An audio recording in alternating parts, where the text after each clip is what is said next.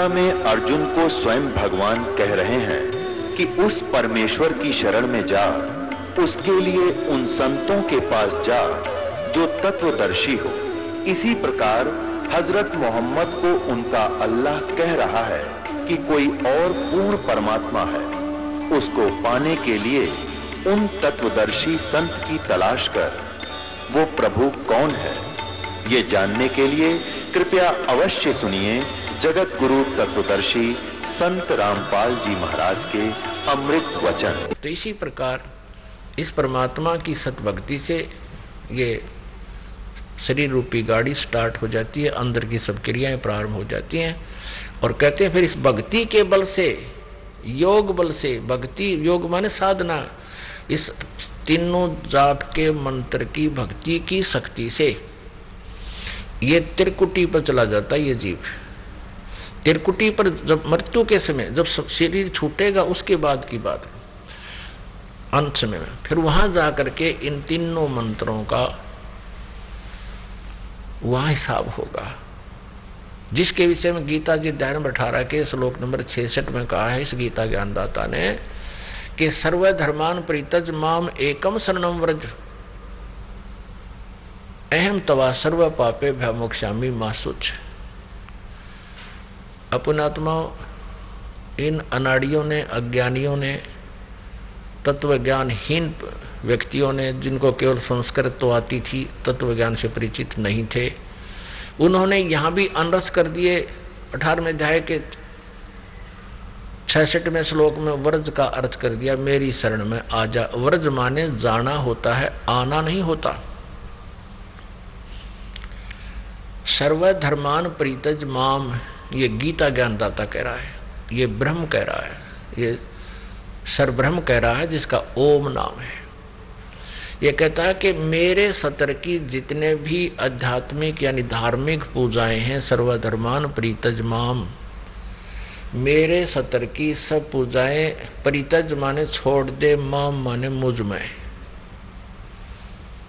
मेरे में, मेरे सतर की जितनी पूजाएं हैं वो सब त्याग दे। एकम शरणम व्रज, एकम अद्वितीय परमात्मा जिसके बराबर दूसरा ना हो, सर्वशक्तिमान उस परम अक्षर ब्रह्म की शरण में व्रज माने जा। अहम तवा सर्व पापे भय मोक्षामि मा शुच, अहम तवा सर्व पापे भय मोक्षामि मा शुच, कि फिर मैं तुझे सब पापों से छुड़वा दूंगा, तू चिंता मत करे। पुण्यात्माओं,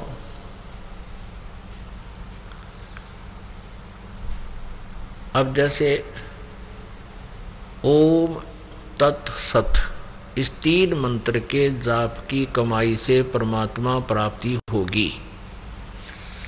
हम ओम नाम है ये ब्रह्म का, हम क्या करते रहे, ओम नाम यानी ब्रह्म साधना करके ब्रह्मलोक को प्राप्त कर लेते हैं। ब्रह्मलोक के अंदर इस काल ने बहुत बड़ा छल किया हुआ है। उस ब्रह्मलोक को डिवाइड किया है 5 हिस्सों में। एक तो महा इंद्र बना दिया, जो अच्छी आत्माएं होती हैं वो अपने पुण्य के आधार पर वहां का राजा बन जाता, कंट्रोलर, मैनेजमेंट करने वाला। और भी अच्छी पुण्य आत्माएं हैं तो उनके लिए उस रेस्टोरेंट को विभाजित कर रखा है, उस स्वर्ग को, स्वर्ग कहो चाहे रेस्टोरेंट कहो, जहां प्राणी अपने पुण्यों का, अपने पूंजी का ही नाश करता है और वहां की सुविधाएं प्राप्त कर लेता है। इस काल ने उसको डिवाइड किया हुआ है। महा इंद्र का लोक, उसके ऊपर फिर 4 नकली लोक बना रखे हैं। सतलोक नकली, डुप्लीकेट, ऊपर के लोकों की नकल करवा रखी है दुर्गा से, अपनी शक्ति से इसने बनवा रखे। नकली सतलोक, नकली अलखलोक, नकली अगमलोक और नकली अकहलोक बनवा रखे हैं। तो जो पुण्यकर्मी प्राणी हैं, जो जिन्होंने ओम नाम का जाप अत्यधिक किया हुआ है, वो ब्रह्मलोक में चले जाते हैं और उस रेस्टोरेंट में अपनी पूंजी खत्म करके वापस जन्म मृत्यु में आ जाते हैं।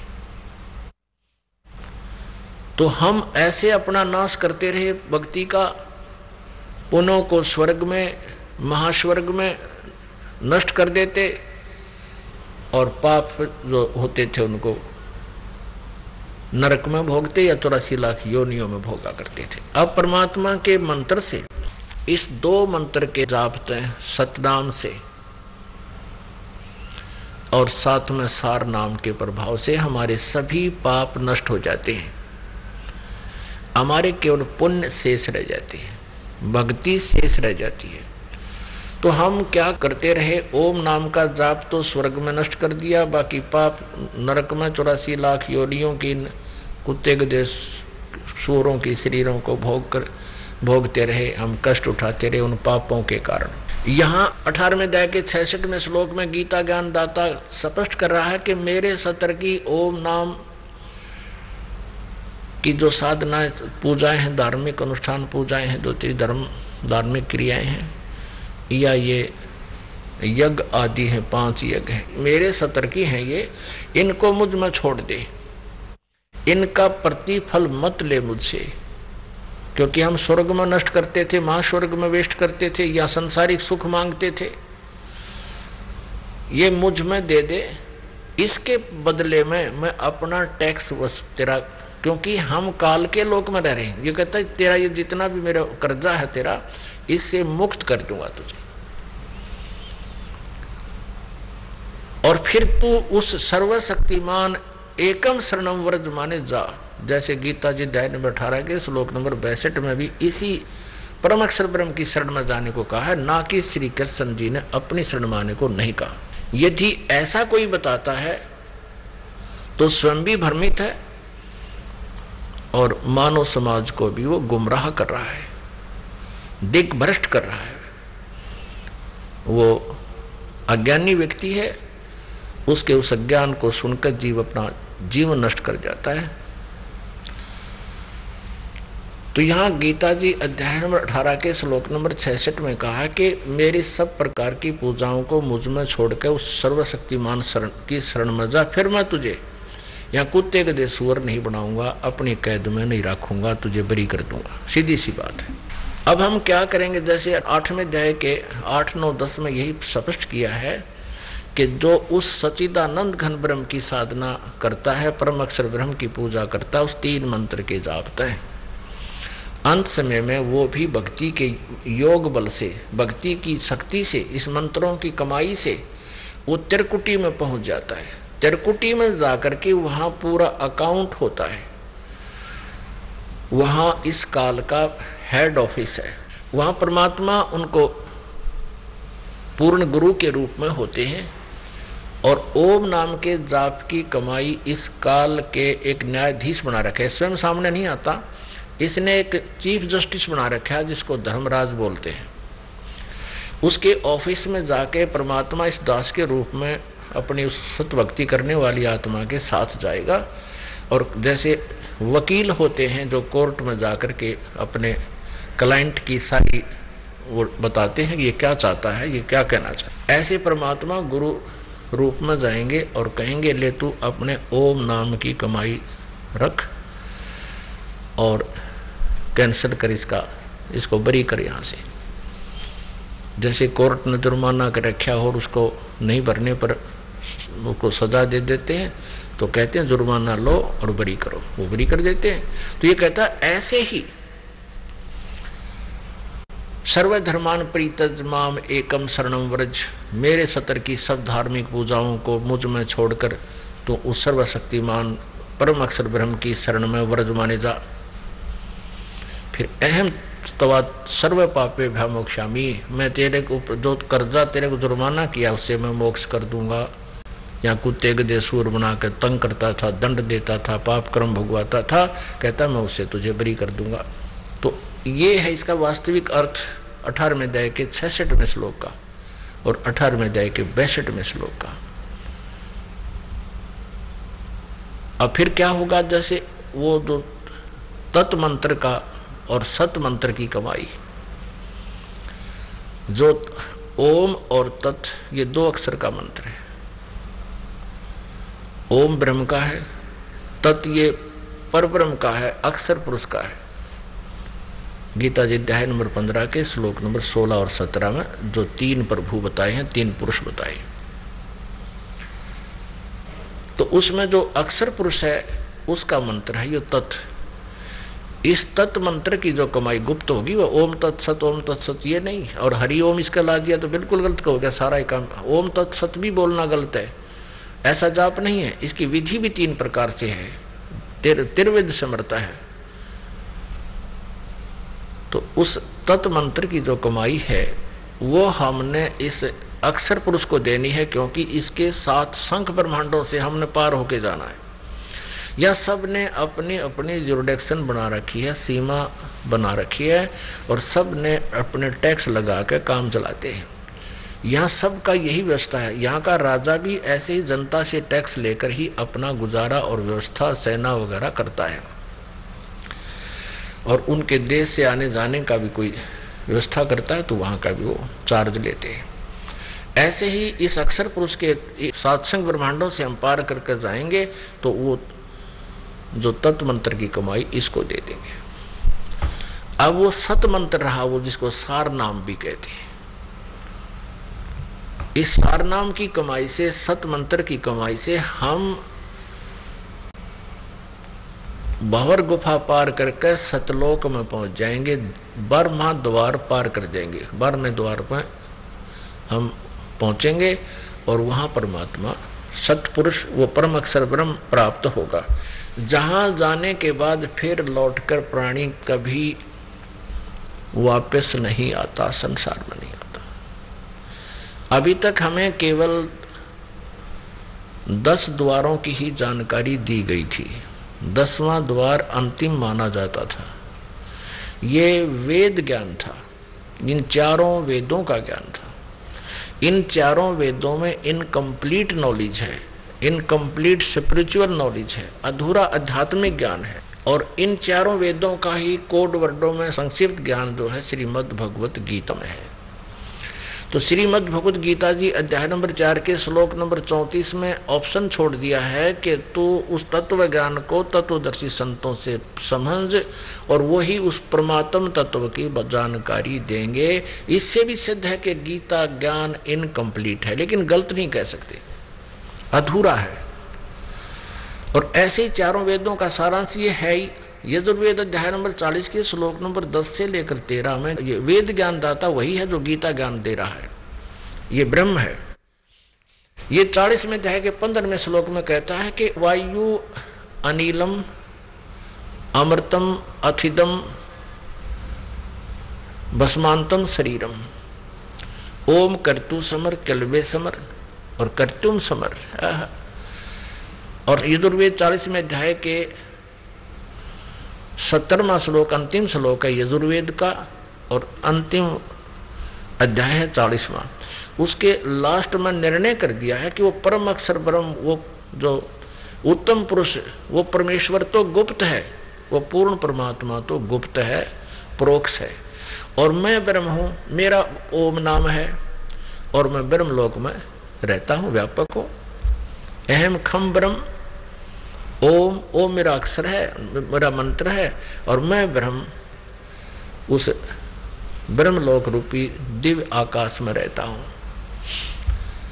श्री देवी भागवत में 7वें स्कंद में गीता प्रेस गोरखपुर से प्रकाशित 562-63 पृष्ठ पे स्वयं दुर्गा जी कहते हैं, हिमालय जी को ब्रह्म के बारे में जानकारी देते हुए कहते हैं उसका ओम नाम है, और उस ओम नाम के जाप से तो ब्रह्म लोक प्राप्त होगा।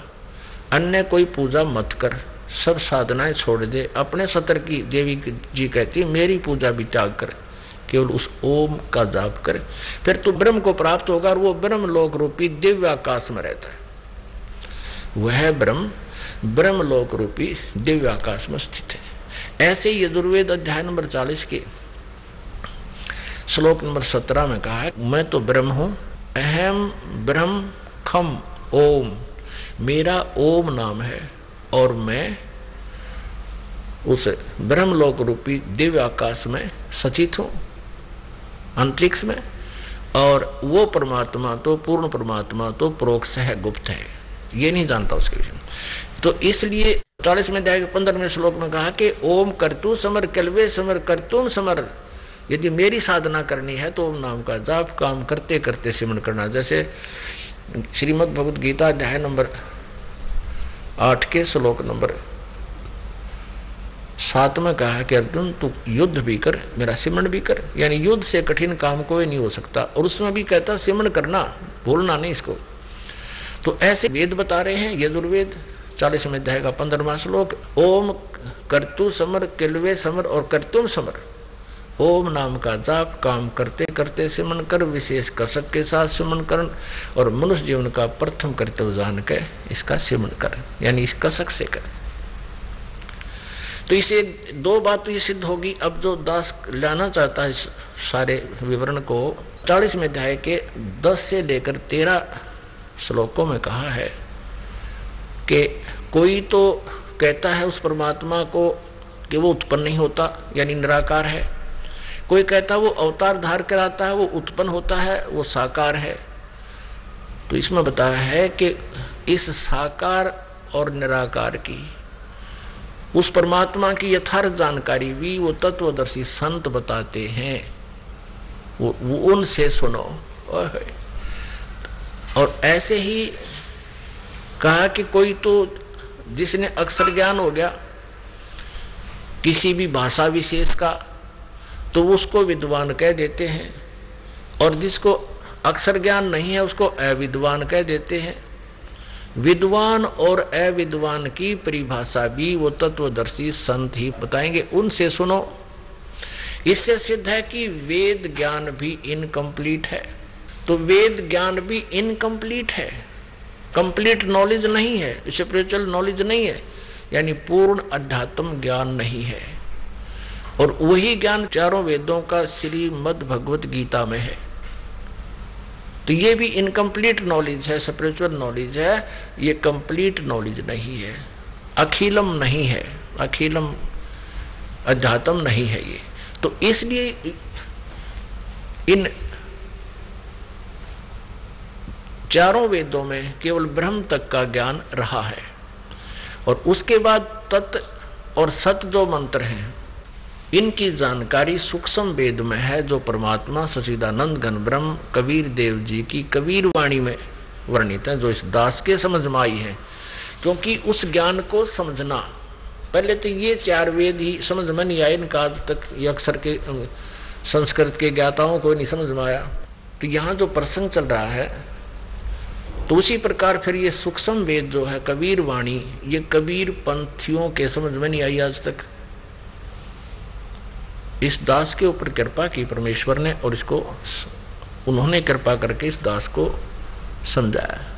नहीं तो उस परमात्मा के जब 4 वेद ना समझ मारे जिसके, तो ये सच्चिदानंद घन ब्रह्म की वाणी किसके समझ में आएगी। तो अब इस परमात्मा के जो सूक्ष्म वेद के अंदर चारों वेदों का, 18 पुराणों का, इन उपनिषदों का और श्रीमद् भगवद गीता का भी ज्ञान है, और इससे अलग भी ज्ञान है। ये कंप्लीट स्पिरिचुअल नॉलेज है, ये पूर्ण अध्यात्म ज्ञान है। अब पुण्यात्माओं, अब जो आज का जो सत्संग प्रारंभ हुआ था जिस विषय पर कि ये पुण्यात्माएं जो मानव शरीर प्राप्त करके परमात्मा की खोज में लगे हैं, वे विशेष पुण्यकर्मी प्राणी हैं। वैसे तो जिनको मानव शरीर प्राप्त होता है वे पुण्यात्मा हैं। उनसे भी जैसे कहते हैं ना,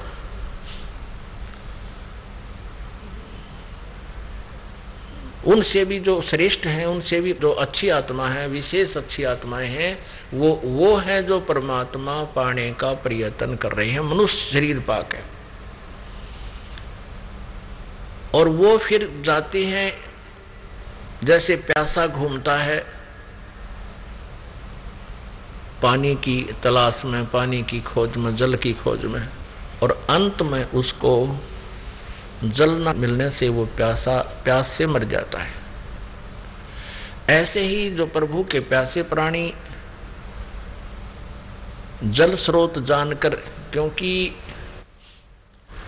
परमात्मा आता है वो संत रूप में आता है, ये पहले से भी आप जी सुनते आए हो। कहते हैं ना जाने किस भेख में भगवान मिल जावे, किस भेष में। मनुष्य शरीर में परमात्मा है और यहाँ भी वो एज इट इज अपने तेज पुंज के शरीर को हल्का करके सरल करके एक यहाँ पर आता है, लीला करता है, अध्यात्म ज्ञान तत्व ज्ञान को बोलता है, समझाता है। तो ये सभी को ये मालूम है आत्मा को कि वो परमात्मा संत रूप में आता है, और जब वो संत रूप में आता है तो वो भगवान उसकी शरण में आने से, उस संत की शरण में आने से उसको विशेष लाभ होता है। और वो परमात्मा यानी पूर्ण ब्रह्म, अब पूर्ण ब्रह्म ऑब्लिक पूर्ण संत सतगुरु। अब परमात्मा हमने मानना छोड़ दिया कि भगवान नहीं होता, वो तो परम संत होता है जो प्रभु जैसे गुण रखता है। वो कैसे हमने ये अज्ञान ग्रहण किया? इन अज्ञानियों की अज्ञान सिद्धांत के आधार से। जैसे 11 उपनिषद हैं, इन 11 के 11 उपनिषद में सबके मत भिन्न भिन्न है, अनुभव अलग है, उनके ज्ञान, उनके जाप करने के मंत्र अलग हैं। तो सभी ने ये कहा कि परमात्मा तो निराकार है, और संत जो परम संत होते हैं वो अपनी साधना से उसकी शक्ति ग्रहण कर लेते हैं और फिर वो लाभ देते हैं। ये इन अज्ञानियों की सोच है। परमात्मा वाला लाभ परमात्मा ही दे सकता है। परमात्मा की भक्ति करके कोई भिखारी थोड़ी सी कोई भीख मांग भी लेता है तो वो कितनों को सुख दे सकता है उस भीख से, जो परमात्मा दे सकता है। तो परमेश्वर स्वयं आते हैं, एक सिंपल मैन की तरह रहते हैं। ये भी स्पष्ट करते हैं ऋग्वेद मंडल नंबर 1 और सूक्त नंबर 31 मंत्र 17 में स्पष्ट किया है कि वो मनुष्यवत अग्नि, वो परमात्मा, हे परमेश्वर आप मनुष्य की तरह आते हो, आपकी लीला में ऐसा लिखा है। आप प्रत्येक युग में पहले भी आए हो और फिर उसी रूप में आइए और हमें दर्शन दीजिए और हमारा अज्ञान हटाइए। हे मनुष्यवत, हे मनुष्य जैसे भगवान है। तो यहाँ क्या बताया है कि ये प्यासी आत्मा कोई मंदिर में जाते हैं, कोई मस्जिद में जाते हैं दुख निवारण या परमात्मा पाने के लिए, धनी बनने के लिए, कोई गुरुद्वारों में जाते हैं, कोई चर्चों में जाते हैं। इसके अतिरिक्त कोई न कोई अनुष्ठान यज्ञ आदि भी करते रहते हैं। इसके अतिरिक्त कोई पर्वत पर जाते हैं, किसी गुफा में पता लगता है कि वहाँ कोई साधु संत रहते हैं, वहाँ जाते हैं। या कोई तीर्थों पर जाते हैं। तीर्थ क्या है? जहाँ पर कोई संत ऋषि साधक ने अपनी साधनाएं की हैं या कोई विशेष घटनाएं वहाँ घटी हैं, वो यादगारें हैं, तो वहाँ जाते हैं उस परमात्मा के पाने के लिए और संकट निवारण कराने के लिए। और कुछ किसी अन्य अनुष्ठान को भी करते हैं। अब परमात्मा अपनी सच्चिदानंद घनब्रह्म की वाणी में कहते हैं कि पर्वत पर्वत में फिरा, अपनी महिमा आप बताओ परमात्मा। आप आरती आप साजे, आप किंगर आप बाजे, आप ताल झां जनकारा, आप नचे आप देखण हारा। कहे कबीर ऐसी आरती गाऊं, आप मध्य आप समाऊं। अब अपनी महिमा मालिक ने अपने ऊपर ही बोल के सुनानी पड़ी, क्योंकि दूसरे को कोई कह दे तो वो नाराज हो जाता था, सुनता नहीं था। आप ही वो एक अच्छे भक्त की भूमिका करते हैं कि एक दास रूप में भक्त को कैसे रहना चाहिए यदि उसने परमात्मा पाना है, और आप ही एक श्रेष्ठ नागरिक के रूप में लीला करते हैं।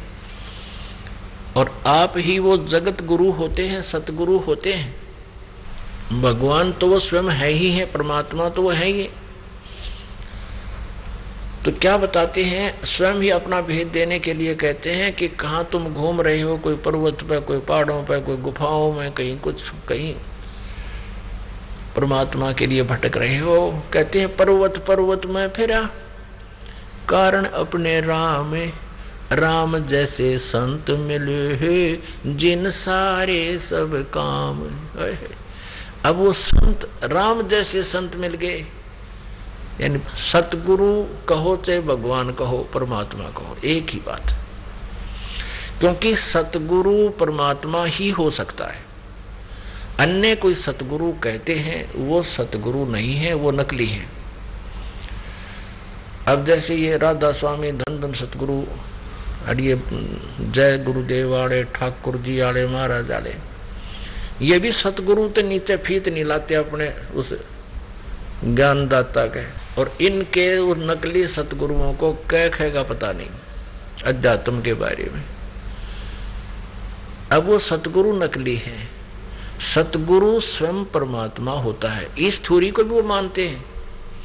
वो कहते हैं जो गुरुजी आए हैं ये सतगुरु हैं, यही भगवान है, और फिर ये ऊपर जाकर भगवान में ही मिल जाते हैं। ऊपर सतलोक में परमात्मा निराकार है। और इनकी एक पुस्तक है सारवचन राधा स्वामी वार्तिक नसर, उसके दूसरे वचन में कहते हैं, ये श्री शिवदयाल जी, इनके सतगुरु का ज्ञान है ये, कि सतनाम और राधा स्वामी एक मुकाम है, एक स्थान है। राधा स्वामी अलग स्थान है, सतनाम एक न्यारा स्थान है। और ऐसे तीसरे वचन में भी यही कहते हैं कि सतनाम अलग स्थान है, राधा स्वामी अलग स्थान है। फिर चौथे वचन में कहते हैं इस सारवचन राधा स्वामी वार्तिक में कि राधा स्वामी सबसे ऊंचा स्थान है, मुकाम है, और यही परम पुरुष का नाम है, पूर्णधनी का। ये राधा स्वामी ये स्थान भी है, इसका नाम भी है। चलो, इस राधा स्वामी स्थान से दो स्थान नीचे सतनाम का स्थान है। इनकी अकल पर पर्दा पड़ रहा। ये सतनाम को स्थान बतावे, मुकाम बतावे, और फिर सतनाम का स्थान बतावे, स्थान का स्थान है।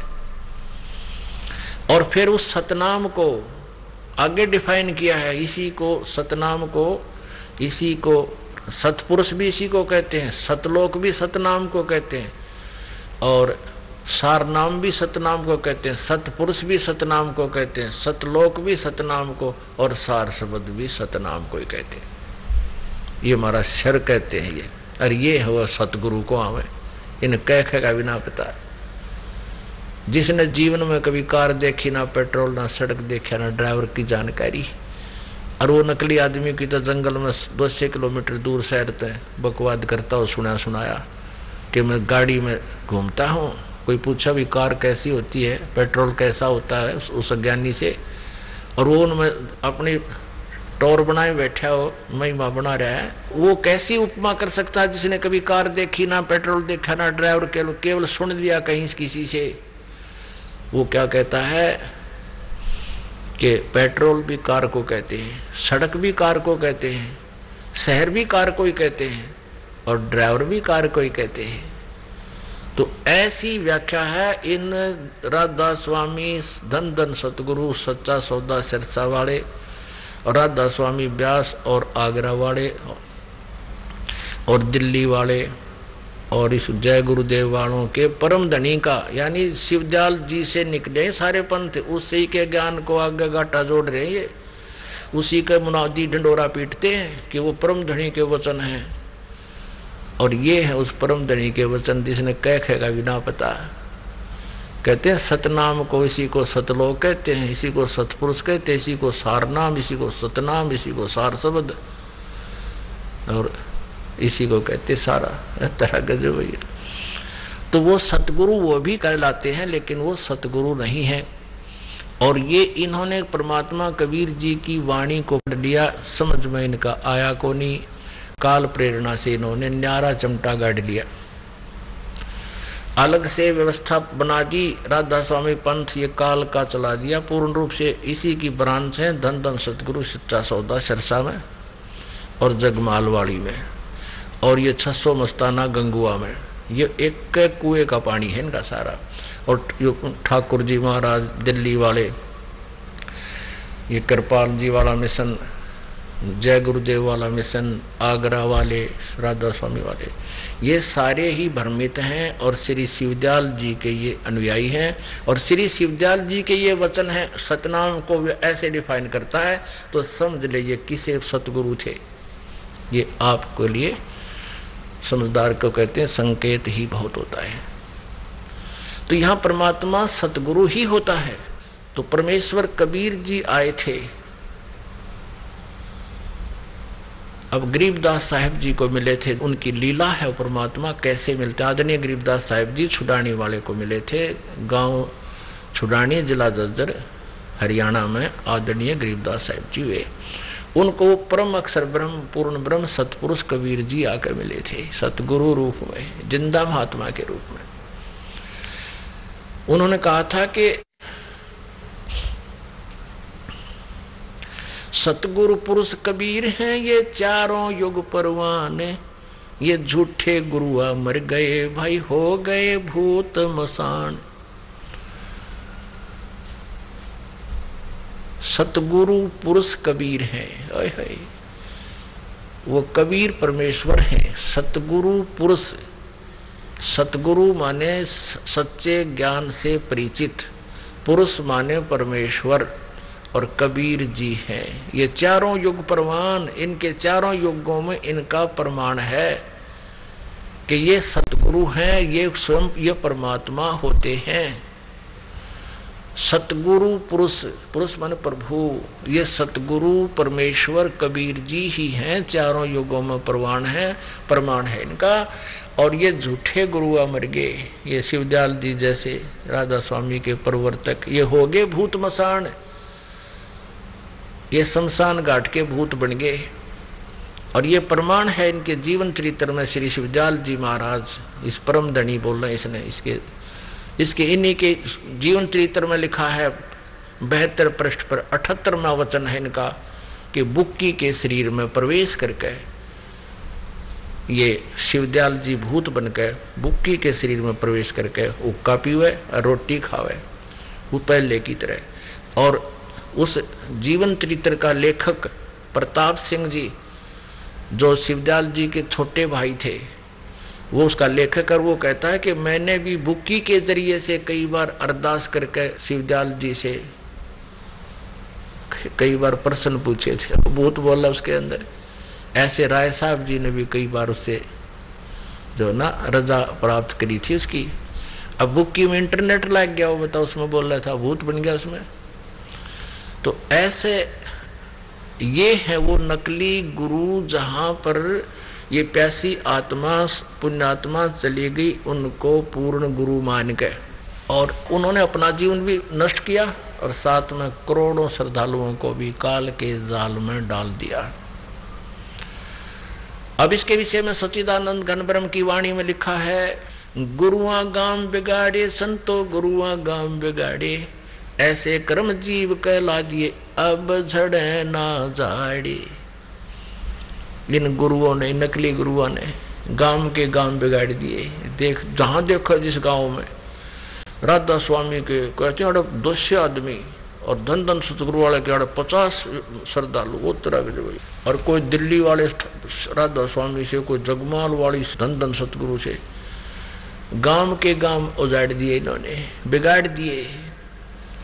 और कहते हैं ऐसे कर्म में इनको लगा दिया अब जड़े नहीं झाड़े। अब ये समझाए तो भी ना मानती बोली आत्मा, उनको परम धनी मान रहे, और स्वयं ज्ञान हमने था नहीं। अब हमें स्वयं ज्ञान ग्रहण करना होगा, फिर तुलना करनी होगी इस जीवन को सफल बनाने के लिए। नहीं तो फिर क्यों ड्रामा कर रहे हो भक्ति का, जीवन व्रत कर रहे हो? या तो समझो अच्छी तरह इस ज्ञान को, पैरेलल देखो दोनों तरफ से, ये दास क्या बता रहा, सदग्रंथ क्या बता रहे हैं, और आपके परम धनी क्या बता रहे हैं, सदग्रंथ क्या बता रहे हैं, इनसे तुलना करो। तो प्रसंग चल रहा है कि हम परमात्मा की खोज में भटक रहे हैं। क्यों ढूंढ रहे हैं भगवान को? परमात्मा के गुणों में लिखा है कि वो अपने साधक के संकट मोचन करता है।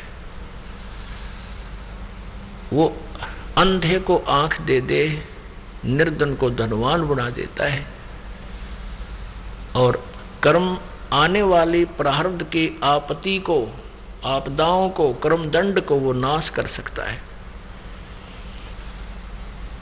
इसलिए हम भगवान की खोज में, तलाश में भटक रहे हैं। किसी पे कोई टेंशन है, टेंशन मुक्त होने के लिए, क्योंकि किसी कारण से टेंशन होता है, किसी कारण से उसको ये मानसिक परेशानी होती है।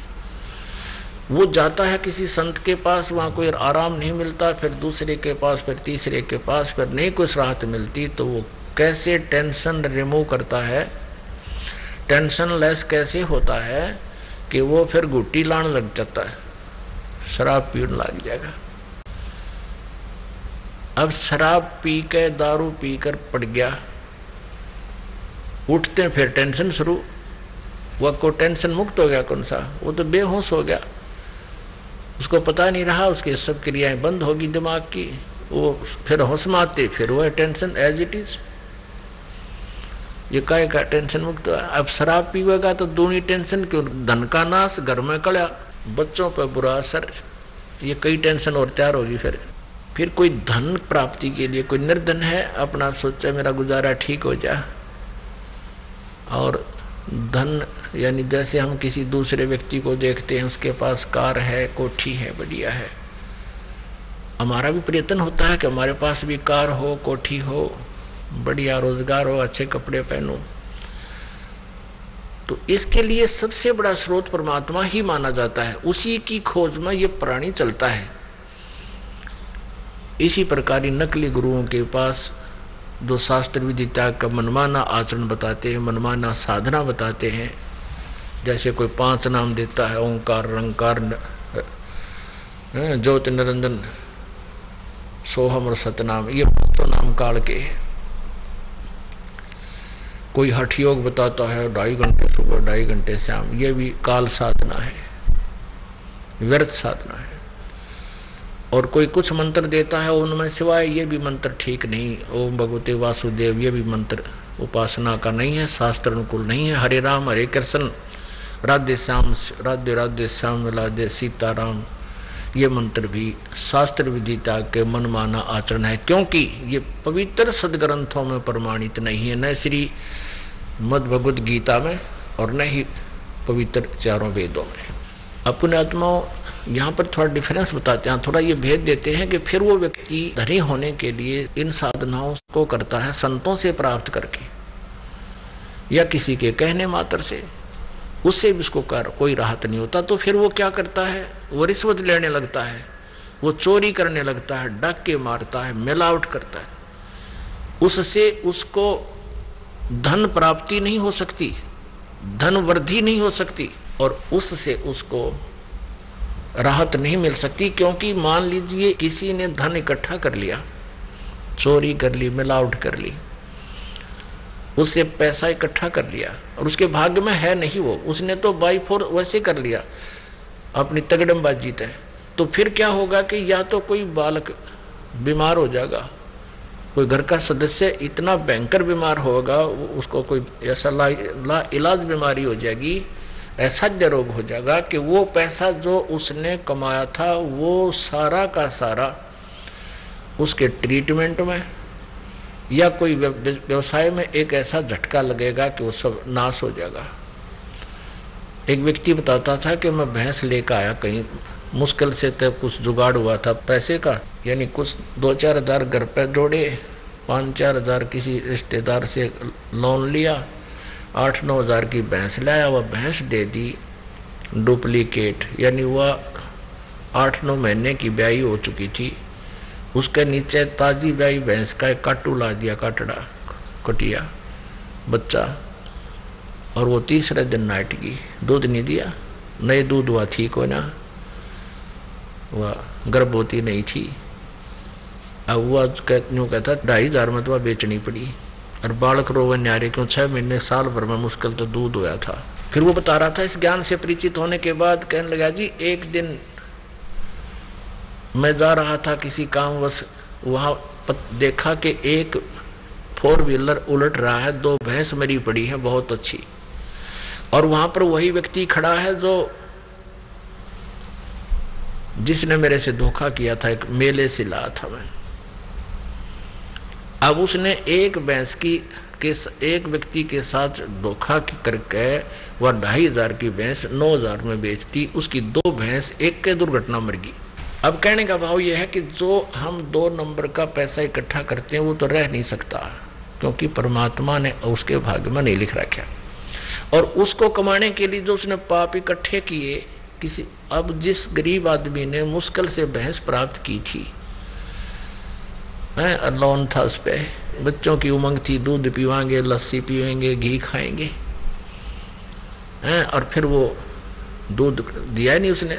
वो बच्चे रोए और धनी रोए जिसने कोई इतना घाटा हो गया, गरीब व्यक्ति जिसका आगे कोई सोरस नहीं, तो वो बद्दुआएं जो पाप उसको हुए वो न्यों के न्यों रहेंगे, वो एक्सीडेंट नहीं हुए, धन चला गया जो उसने इकट्ठा किया था, हो कंड क्रुक उसके भाग्य में नहीं था, तो वो पाप फिर वो गया, कुत्ता बनेगा, किसी का गधा बनेगा, किसी का बैल बनेगा, वो पाप तब भोगने पड़ेंगे। और वो पैसा रहा नहीं जो 2 नंबर से यानी दूसरे तरीके से इकट्ठा किया था। और परमात्मा क्या करेगा फिर? वो परम अक्षर ब्रह्म आपके पाप नाश करेगा, आपके भाग्य में नहीं है तो भी देगा यदि आपको आवश्यक होगा। तो पुण्यात्मा, परमात्मा की शरण में आने से जीव को हर तरह का लाभ होता है। आपको धनी भी करेगा यदि आपकी आवश्यकता होगी, तो इतना धन भगवान आपको नहीं देना चाहेगा जिससे आपको भगवान की भूल पड़ जाए, क्योंकि हम इस झूठे सुख को सुख मानते हैं। किसी के पास एक कार होगी, कोठी होगी, बच्चे ठीक अपना सेट हो गए, कहीं उनका बिजनेस या कोई नौकरी लगी, तो हम इस सुख को सुख मान लेते हैं, ये झूठा सुख है। और उसके बाद फिर क्या होते हैं? भगवान भूल जाते हैं, बिल्कुल रुचि नहीं रहती परमात्मा। तो परमेश्वर वो परम अक्षर ब्रह्म कबीर देव जी अपनी महिमा आप ही बताते हैं। कबीर सुख के माथे सिला पड़ो, जो नाम हृदय से जावे, और बलिहारी उस दुख के जो पल पल नाम रटावे। परमात्मा कबीर देव जी कहते हैं कि तुम मेरे से ऐसे मांगना, ये अर्ज करना कि हे भगवान इसे सुख का आग लगे जो भगवान तो दूर करे, और ऐसा दुख भी दाता देते रहना जिसे तेरी याद बनी रहे। ये डिमांड करना, जब कुछ मांगना आवे तो भगवान दे तुमने, यही मांगना। फिर दूसरा क्या मांगना? साईं इतना दीजियो जा मैं कुटुंब समावे, हम भी भूखे ना रहें, अतिथि न भूखो जावे। कि हे परमात्मा इतना तो अवश्य दे दिए जिसमें इस दास का परिवार समावे। समाव माने रिक्वायरमेंट ऑफ द फैमिली, अपने दास के परिवार की जो आवश्यकताएं हैं केवल उतना ही दीजिए, और हम भी भूखे ना रहें, और कोई अतिथि आ जावे, अतिथि ना भूखा जावे। इससे आगे कोई मांगता है तो वो अध्यात्म ज्ञान से परिचित नहीं है, वही व्यक्ति मांग सकता है। ये माया इसकी शत्रु है, और परमात्मा अपने बच्चे को उसके शत्रु से दूर रखेगा। कहते हैं सर्व सोने की लंका थी वो रावण से रणधीरम, एक पलक में राज बिराजी जम के पड़े जंजीरम। अपनात्मा, हमने परमात्मा से केवल इतनी ही डिमांड करनी चाहिए कि हे परमात्मा इतना देना कि हम भी भूखे ना रहें, और हमारे द्वार पर कोई आ जावे अतिथि। अतिथि माने जो अचानक आ जाए, जिसके कोई आने का पूर्व निर्धारित समय ना हो, मेहमान, तो वो भी भूखा ना जावे। अब परमात्मा ने एक लीला करके दिखाई कि यदि तुम सच्चे भाव से मेरे पर आश्रित रहोगे और इस ज्ञान के आधार से तुम लगे रहोगे तो तुम्हारी मदद ऐसे होगी। वो लीला करके दिखाई थी। कबीर परमेश्वर जी इन नकली गुरुओं की और इन नकली मंडलेश्वरों की, नकली गुरु ब्राह्मणों की और नकली काजी और मुल्लाओं की, नकली माने जिनको अध्यात्म ज्ञान नहीं है, उनके अज्ञान का पर्दाफाश किया करते थे कि ये तुम्हें गुमराह कर रहे हैं, ये नाम जाप के नहीं है, ब्रह्मा विष्णु महेश ये अजरो अमर नहीं है, और ब्रह्म तक की साधना से भी तुम ब्रह्म लोक में जाओगे, फिर वापस आओगे, तुम्हारा जन्म मृत्यु समाप्त नहीं होगा। और ऐसे मुल्ला और काजियों से कहा करते थे कि तुम साधना जो बता रहे हो अपने अनुयायियों को, ये हजरत मोहम्मद जी का आदेश नहीं है, उनकी दीक्षा शिक्षा नहीं है। नबी मोहम्मद नमस्कार है, राम रसूल कहाया, 1,80,000 को सौगंध जिन नहीं कर चलाया। अरस कुर्स पर अल्लाह तख्त है, खालिक बिन्नी खाली, और वो पैगंबर पाक पुरुष थे साहिब के अब्दाली। जिन महापुरुषों की आड़ लेकर तुम कहते हो हजरत मोहम्मद जैसे, और उनके 1,80,000 अनुयायी जो थे वो तो पवित्र आत्माएं थी, उन्होंने कर्द नहीं चलाया। 1,80,000 को सौगंध कसम है उनकी कि उन्होंने कभी भी मांस नहीं खाया, और ऐसे तुम्हारी तरह गले नहीं काटे बकरी गायों के, गऊओं के।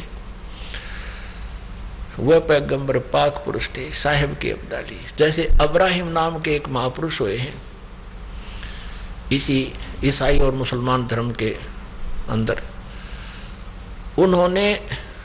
उन्होंने किसी काम से अपने पुत्र की कुर्बानी देने की ठान ली, और अपने इकलौते पुत्र को कुर्बान करने का आकाशवाणी हुई कि कुर्बानी दे तो अपने पुत्र की दे। उसको लेकर के पहाड़ पर चला गया, बच्चे को बताया नहीं कि मैं तुझे काटूंगा। बच्चे को काटने को तैयार हुआ तो भगवान का आकाशवाणी हुई कि खबरदार दे, इस बालक को हाथ लगाया, इसको मत मार बेटा। भगवान अल्लाह कोई मांस खाता है? तो उसने उसी समय बच्चे को हटा तो नहीं मारा। तो कहने का भाव ये है कि कुर्बानी ये लगे बकरियां की कुर्बानी देने, इस संकल्प करके उनका डुप्लीकेट काम शुरू कर दिया तुमने। तो कहने का भाव ये है कि परमात्मा ये कहा करते थे, उनको समझाया करते थे कि एक मुल्ला मस्जिद में कुक है, एक पुकारे बोका, इनमें कौन स्वर्ग को जागा, मुझे लाग रहा धोखा। परमात्मा कहा करते, एक तो मुल्ला आवाज लगा रहा है मस्जिद में, हे अल्लाह अकबर, हे पूर्ण परमात्मा, हे कबीर भगवान, हे कबीर अल्लाह, इस बकरे की रूह को स्वर्ग में स्थान देना जिसको वो काट रहे हैं नीचे। हर तरह के भैया परमात्मा कबीर जी कहा करते थे कि अल्लाह तुम्हारे बाप का नौकर नहीं है, तुम्हारे कहने से उसको स्वर्ग में भेज देगा और तुम उसको मार के खाओ। यदि तुम्हारा ये प्रोसेस ठीक है, गाय या बकरे को तुम काट देते हो कलमा पढ़ के, कलमा माने एक मंत्र है, और कहते हो कि हमने इसको हलाल कर दिया, धीरे धीरे मारा, हिंदुओं की तरह बेरहम से नहीं मारा, झटके से नहीं मारा। अरे मृत्यु कर दी, ला तेरे गलन में काटे, लाला कर देंगे, ला करवा कौन सा मुल्ला का जी करवा होगा, और वो एक कलमा बोल देंगे जो तुम बकरे और गाय की गर्दन काटते हो। देखेंगे तुम स्वर्ग में जाते हो तो फिर डरते क्यों हो, कटवाओ। परमात्मा कहते हैं जय या रूह, रूह माने आत्मा, जय या रूह ते भिस्त पठाई तो कर तदबीर कबीला बाई। यदि तू इस बात, इस प्रोसेस को फाइनल और सत्य मानता है तो अपने परिवार ने तू ऐसे बिस्मल करके दिखा दे, कर तदबीर कर इसकी, जब मान जाएंगे तेरा ये क्रिया ठीक है। इन बातों से दुखी होकर के परमात्मा के साथ बहुत बदसलूक किया हिंदू और मुसलमान के गुरु पीरों ने। उन्होंने सब हथियार अपना लिए, बदनाम उनको करने की चेष्टा की, जान से मारने की चेष्टाएं की, उनके सामने ऐसी कंडीशनें रख दी, वो भी परमात्मा ने पूरी कर दी, फिर भी ना माने। तो पुण्यात्मा आखिर में उन्होंने क्या सोचा, मिलकर हिंदू और मुसलमानों के नकली गुरु पीरों ने परमात्मा कबीर जी के बारे में झूठी चिट्ठी लिख दी पूरे भारतवर्ष में। इन साधु संतों के डेरा में कबीर नाम का जुलाहा काशी में, और एक भंडारा करेगा। सभी को बुलाया है और 3 दिन का भंडारा होगा। और प्रत्येक भोजन के उपरांत यानी सुबह और शाम खाना खाने के बाद एक दोहर देगा। दोहर होती थी बहुत बढ़िया कंबल खेस होया करते, दौर यानी इसकी हाथ से बुने हुए होते थे कपड़े पहले खद्दर के, और वो बहुत अच्छी होती थी, बहुत कीमती होती थी।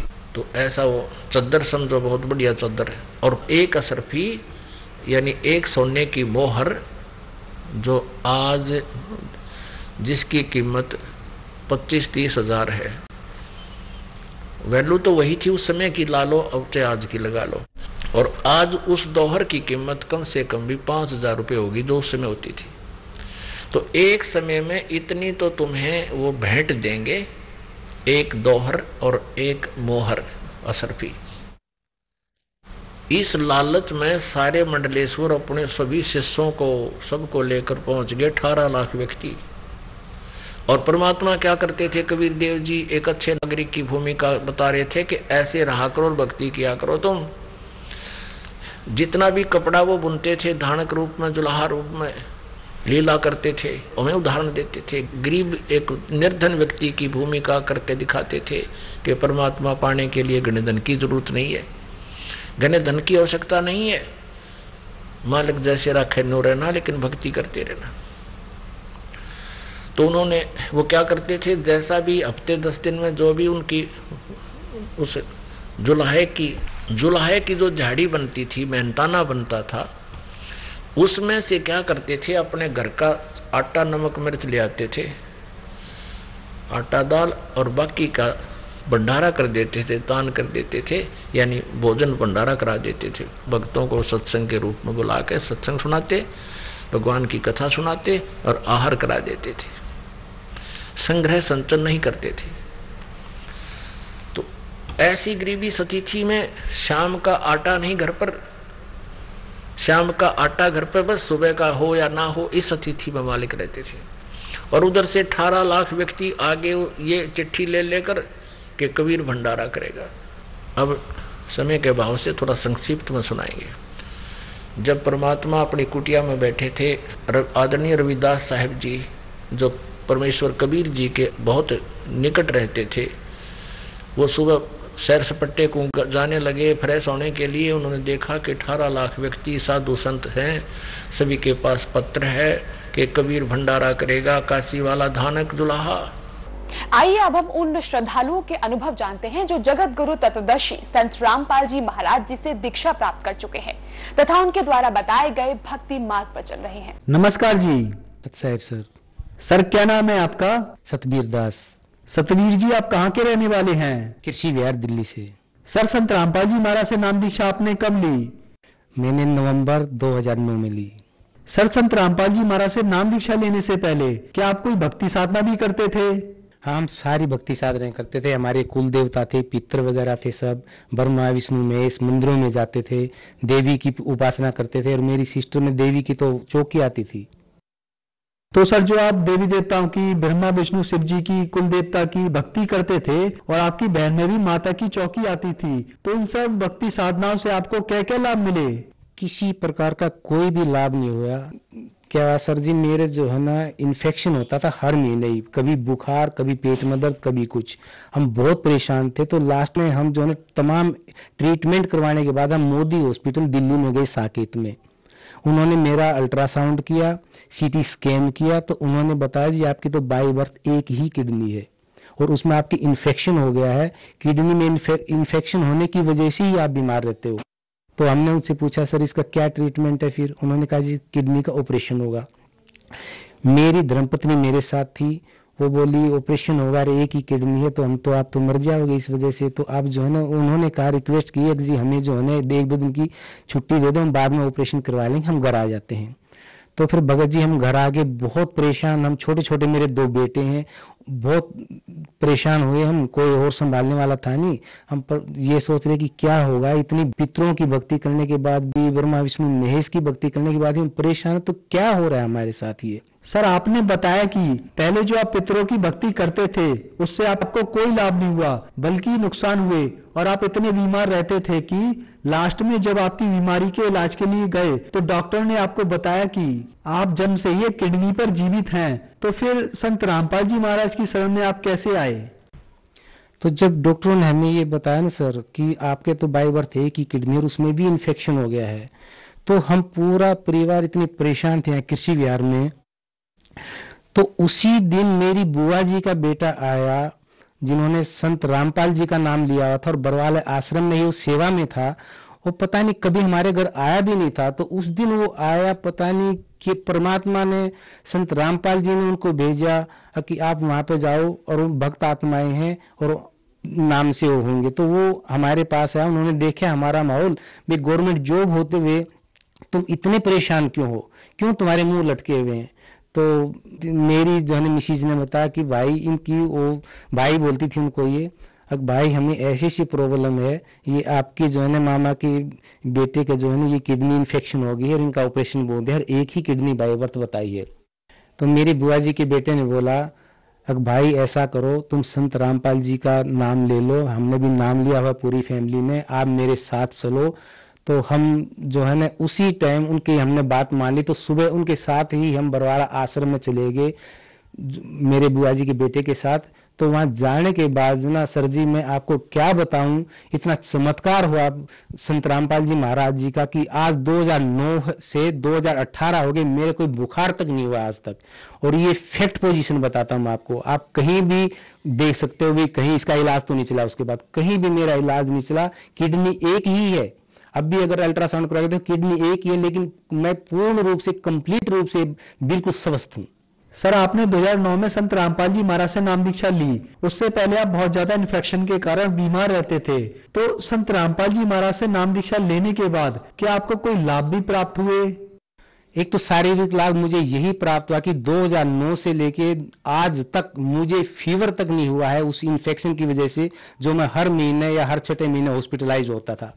दूसरे शारीरिक लाभ में सर जी मैं बताऊं, मेरी वाइफ को कान में बहुत ज्यादा इन्फेक्शन हो गई थी, पस आती थी। हमने कई जगह डॉक्टरों को दिखाया, डॉक्टरों ने कहा कि नहीं, इनका तो कान में इन्फेक्शन बहुत बढ़ गया है, इनकी सर्जरी होनी है। तो फिर मैं इनको मेरी धर्मपत्नी को लेकर जिंदल हॉस्पिटल लेके गया। जिंदल हॉस्पिटल में वहाँ डॉक्टर माधुरी मेहता है, फेमस है ENT स्पेशलिस्ट। उन्होंने भी देखा तो उन्होंने कहा कि इनका ऑपरेशन होना है और मुझे डेट दे दी 24 अक्टूबर 2018। तो सर जी मैं जब ऑपरेशन की डेट 24 अक्टूबर 2018 तो 23 अक्टूबर 2018 को रात को 10 बजे मैं इनको एडमिट करवाने जिंदल हॉस्पिटल हिसार लेके गया। तो वहां पे जो डॉक्टर ऑन ड्यूटी था उसने रिपोर्ट्स देखने के बाद कहा कि नहीं, इनको तो अब सर्जरी की जरूरत नहीं है और ये नॉर्मल कान हो गया है। तो ये संत रामपाल जी महाराज जी का ये हमारे ऊपर एक बहुत बड़ा आशीर्वाद हमें मिला, बहुत बड़ी मेहर हुई हमारे ऊपर कि इनकी सर्जरी टल गई है, मेरी धर्मपत्नी की सर्जरी टल गई है। सर आपने बताया कि संत रामपाल जी महाराज से नाम दीक्षा लेने के बाद आपको बहुत लाभ प्राप्त हुए, तो जो श्रद्धालु आज आपको सुन रहे हैं आप उन्हें क्या संदेश देना चाहेंगे?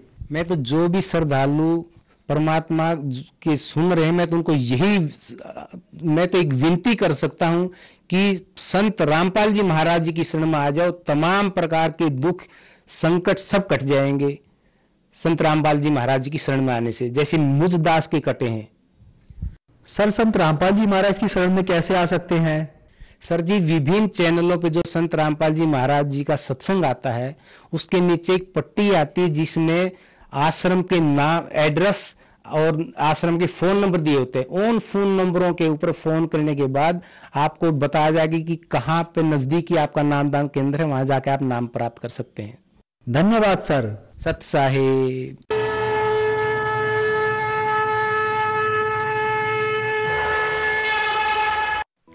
आप सुन रहे थे जगत गुरु तत्वदर्शी संत रामपाल जी महाराज के मंगल प्रवचन।